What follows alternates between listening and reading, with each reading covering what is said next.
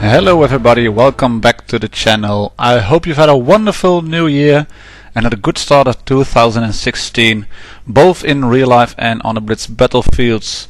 Today is the fourth installment of the Basic Blitz series. I want to talk about engaging the enemy.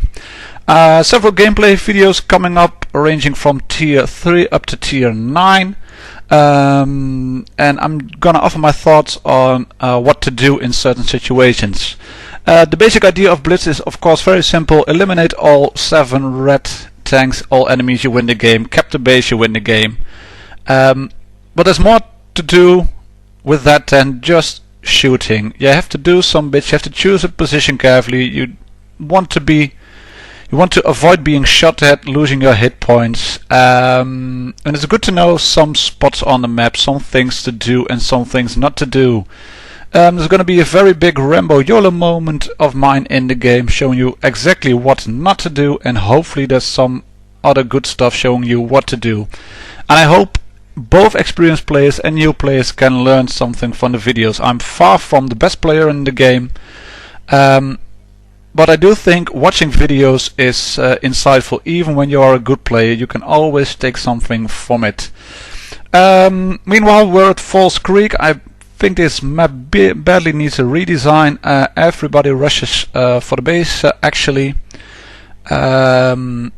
Wargaming should really do something about it. This base cap is far too easy to control. It's pretty much enclosed by these buildings, and it's not a good map to play anymore. I've noticed the VK4502A is moving up towards the cap, so I'm taking position over here.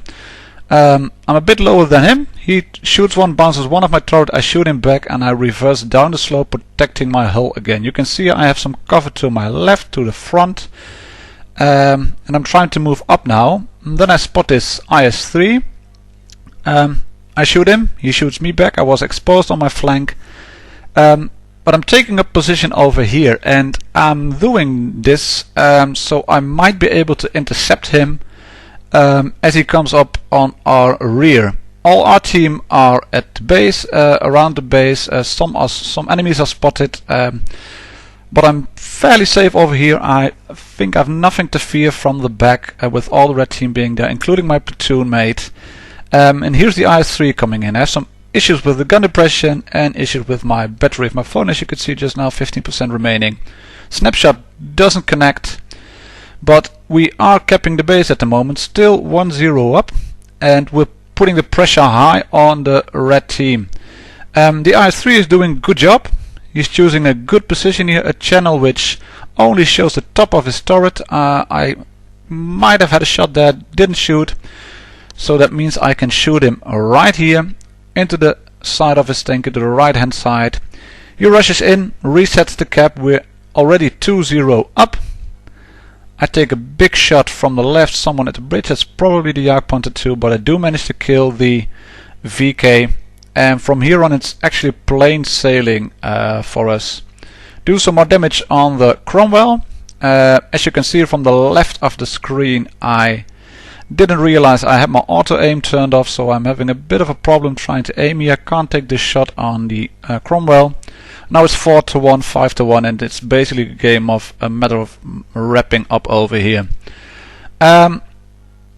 Choosing position on the map is entirely dependent on the map and of course of the type of tank you are playing. Falls Creek, you want to push for the base. Benjamin, you want to push for the mill. Mill means map control usually.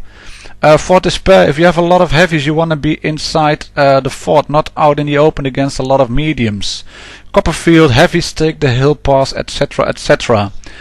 And speaking of maps which do need a bit of redesign, I think this one here, Mines, also needs a redesign. If you capture the hill in the center, you usually have map control. You can overwatch about 80% of the map. Over there you control the cap area, you can control the town, see both spawn points, and that means map control. So any quick tank should go for the hill. I'm not in a quick tank, far from it. I'm in a T-28 Pro, the American tank destroyer, and this has one big advantage, and that's a turret. It's a turret tank destroyer, not a lumbering beast like the Reds have a T-28, the real T-28 actually. And my Proto has some very good frontal armor. You can see the first bounce already, and having this turret means I can turn my turret around and shoot on the hill. There's another bounce. And the Reds have taken the hill. I'm normally not one to camp a lot, but I think this is the best position for me in this tank to do damage in. There's a Comet still around me, but he shouldn't be here. He should have pushed for the hill like all the other red team tanks are doing. There are 2 tanks down at the moment, but I'm still putting effective fire into this T-28. I call out my target, wait for the loader to reload a round, APCR round through the front, and that's the first kill. And now things are looking a bit better. I'm swapping to high explosive here because it's Chiri. That Japanese tank is thinly armored, and I do a big chunk of damage when I shoot and penetrate, and I do. And suddenly we're 1-3 from 1-3 down, we're 4-3 up. And here again you can see the beauty of having a turret. I can peek over the ridge, semi-side scrape using my Proto. This Jagdpanther has to push up towards me, has to put his front of the tank towards me, and that means his side is completely exposed. So choosing position depends on the tank you're driving in the map. You want to try expose as little as possible and try to face the enemy with the strongest part of your tank. Use terrain to your advantage and exploit the strengths of your tank. Coming up, focusing fire. Focusing fire isn't particularly hard. All you want to do is shoot a target, shoot an enemy, and make your teammates shoot the same tank as well. And that means you can bring the biggest barrels, the biggest bang to the battle. Even tanks 2 tiers higher don't stand a chance against tanks 2 tier lower when there's 2 or 3 of them shooting simultaneously, and when they're able to pen. You can see I've still full health as I crash this ridge. Bit of a YOLO moment. And you can see my hit points just melting away. I have no chance of keeping up here in damage per minute against this E2, the Panzer IV and the EZ8. And the same goes for a T-44 who comes rushing in just now. He's gone into the town at Middelburg. We're a heavy team. We have a lot of heavies, 6 of them versus only 2 on the red team, and that means all of our tanks spawn in the town, and this 1400 hit points of this T-44 melted away very quickly. And this is what I mean about choosing position, being it dependent on the map and the type of tank you're playing. Certain tanks have certain spawn points they spawn in by default. And if you play the maps a lot, you will learn them. You will learn where the heavies start, where the tank destroyers start, and where the mediums start. And on Himmelsdorf, the city area is for the heavies. The mediums usually go on the other side. They go on the rail track side. Tank destroyers depends a bit on how many tank destroyers you have. And you have to learn this. Here I am focusing fire on this T-44. I want to try and save this Jagdpanther. We're 1-1 at the moment, and the T-44 is full health, so the Jagdpanther wouldn't have a chance really against him. But between the 2 of us and our T-44 coming up on the left in a minute, we are taking out the red T-44 pretty quick, and that is focusing fire really. 3 guns against 1, and the enemy doesn't really stand a chance. You can also do it as a lower tier. We're in a Locust here, Castillo, with my platoon mate Cas 118, and we are charging this T-28. I've called out the target, I put in 1 shot. You can see Cas coming in over the ridge, and there's another tank of ours in front of me at the moment. You can't see him now, but you will see him when I get to the other side of the T-28. I keep moving around to his sides, swap to APCR to get some extra penetration, and the Panzer IIIA takes out the T-28. Same here, Falls Creek. I already know there's someone in the base cap because the siren went off, and this T-44 is in trouble now. Because I'm shooting, the Comet is shooting, my platoon mate JJK 1981 is shooting, and the T-44 goes down in a second. The Yak Panther is cresting a hill, one shot from me, one shot from the Comet. You can see his turret is turning. I call out the target, he shoots it again, I shoot it. And the Yak Panther is down to 150 and decides to reverse back down the slope. So we swap to another target, and that's the VK to the right. I shoot him, Cromwell shoots him, and we won this game very easily. Focus and fire, 2 guns or 3 do more damage per minute than 1. Try to shoot the same target as teammates do. Try to focus on the biggest threat of the enemy and try not to expose yourself too much if possible. And that leads us to this match, and this is about bringing it all together. I want to talk about reacting to changes on the battlefield. I'm slowly working the ridgeline here, using the gun depression, taking the shots. I know they will connect, and I'm focusing on this Stuggy. I'm not shooting the Keho. He is a tier 4, and that's a tier 5 tank. I'd like to take the Stug out. I can put another shot in. Want to shoot him here, but I shoot into the ground. That's a bit unfortunate. I call out the target. Can't shoot him now, so I move back. And here is a moment where I should have moved forward instead of back, because I got shot now by the Stug, but he's down to 3 health. That's good. This shot is available on the KO, so I take it. And you can see already the base is going quickly over here. We're at 33, 34, 35 and going up quick. There are a lot of tanks of us in the base at the moment. And the red team fails to recognize it. They do not react to this change on the battlefield. Their Stug is the only tank who's gone down at the moment. We have 2 tanks down. And the base cap is reaching 60 already, so I decide to go for this Matilda. The Matilda has been nerfed in one of the previous updates, so it's slow on traverse, both hull and turret, and with the damaged turret it's even worse, so I'm pretty safe to move around him. Shoot him again, he is shot, has a howitzer mounted, so a slow reload as well, and I can just move around him, put another shot in, and you can see we're comfortably winning this one on base cap. I'd like to win usually by taking out all 7 enemies, but I mean, a win is a win.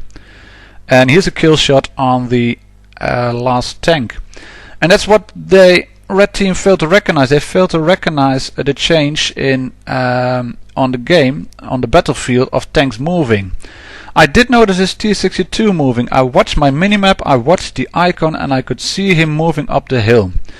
So I parked my tank against him, put him into place over there, and you can see he was 1600 hit points when he moved up that slope, but he's now down to 0 pretty quick. One of the other YOLO moments, the noob moments in this game, I was thinking, right, I've taken this T-62 out, a bit too overconfident. The Yak Tiger will probably follow me. I call out a target and he does follow me, that Yak Tiger.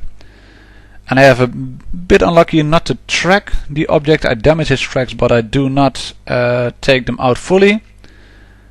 Yak Panther shoots but miss. Yak Tiger is it? Sorry, he shoots but misses. I bounce one of the turret of the object, and I do get taken out. But I think you get your general idea of focusing fire. Lower tier tanks can take out heavy tier tanks. So let's look at it in review. You can see the T-62 over here on the left. He's moving up the slope. The Yak Tiger also recognizes it because you can see him turning. And there's one shot into the T-62 here. There's another shot into the left of his hull from me. I can safely pen him. I do use some APCR just to be sure. And he bounces one of my mantlets. He's probably in sniper mode because he's moving up this hill. So I shoot him, damage the gun, damage the tracks. I can see he's trying to shoot my lower glasses, so I turn my tank, catch a shot on the tracks, that's fine. Call out the target again, call out for help, shoot him. I bounce off his turret probably, Yak Tiger shoots, the T-62 is trying to get out. But I park my tank against his side, so the only way he can move now is forward against the Yak Tiger, and he gets shot by my platoon mate JJK. That's reacting to changes. You have to be aware of what's going on. Watch your minimap, watch the icons on the screen, and let go of your original plan if the situation calls for it, and help your teammates if needed, and ask for help if needed. Don't think you can take out the entire team on your own, because you can see it like I did with that VK3001D. It doesn't end well. 2 guns will usually out DPM 1 gun, even when they're 1 or 2 tiers lower. Bringing it all together and wrapping up with the final bit of gameplay for today. I'm in the Centurion 7/1 on the newly redesigned Lost Temple, the Disney map. And we were thinking they might go Temple, but our T-44 notices they don't. They are arriving in force on the flank, and you can see the Object 140 turning, you can see me turning. We have a big Mars over there. Tier 10 heavy, our Yark Tiger is taking a shot. He was a bit slow in coming into the temple. Side exposed, and there's no chance he's gonna survive, and he gets taken out pretty quick now. I'd like to take the T-62, but that shot is not available, so I shoot the Indian Panzer, and that's what I mean about letting go of your original plan. Same here, no shots available but the SCA. There would be other shots available, but I would have to push far too far out, expose myself far too much. As you can see here, this E50 was going for me. He turns the barrel, shoots the Mars, bounces, and that makes it possible for me to shoot this T-54. He was trying to shoot the Mars as well. He was on full health about 10 seconds ago. If you rewind the video a bit, you can see him on the right side, and he's now about a third health. And it's not a good sign for him, because I'm still full. Our T-44 is with me, and I can take one for my troubles, put one shot into the T-54, T-54, and the T-44 is helping me over here. He takes one shot too. I turn around, wiggle around a bit until I'm fully reloaded. The T-44 tracks the T-54, and I get the kill shot. Going for the E-50 now. He's behind the Mars. It's a bit unfortunate because my next shot bounces off the top of his mantlet. And here I am trying to go for the kill shot on the Indian. I don't get it. I get a shot from him into my track, so I have to move back now because I'm out in the open. Bit unwise maybe to go out in the open like this, because here's a big chunk of my health. It's a T-62 probably, and there's 2 Tier 10 tank destroyers on the back. A 268 and the British Death Star. I'm using the rock here for cover. Death Star has fired, so I can safely move out and put one into him. And the 268 was focusing on the 140 at the moment. And although there are juicy targets out in front, we are 1 tank down, and we have to stay in here. We have to stay inside the temple now, because we have protection over here. Call out the target again. Object also notices it. He moves around, so I move back, making it a bit harder for the 268 to pick a target. He shoots me, but luckily my repair pack has cooled down. I can shoot him again. Check my left, no one over there. 140 in the base circle, and the 268 has troubles trying to decide what target to go for, so I'm quickly reloaded and finish him off, and we're 4-4 now at the moment. Death Star has just fired. He is reloading. I can safely put a shot into him, and now we are 5-4 in the lead. Now our Mars needs help because he gets bullied by a T-62A, but one shot into him from the Mars takes a big chunk out of his health. Then a shot from me, and you can see again 3 barrels, 3 guns shooting into one target, takes out the enemy pretty quick. A bit unfortunate because I got shot by the E50. I don't survive the battle. I was still thinking he was to my right at the moment my light bulb went off. But we win this game pretty simple actually. Even though we had to do a lot of work there, but it was quick reaction, and that's what you can do in medium tanks. You can react to changes on the battlefield far quicker than in lumbering heavies and a T-28 Proto, for example. Alright, thank you all for watching. I hope you've had a had a wonderful episode watching this. I hope you can take something from this for your next gameplay. Please leave some comments in the comment section. Please spread the word on forums anywhere you are. Let people subscribe to the channel. Thanks for all the subscribers who have watched the videos and have left some comments. Up next there's going to be a Centurion review, like the Pershing review, and some regular gameplay videos on the channel. Happy tanking for now, and see you all later. Bye.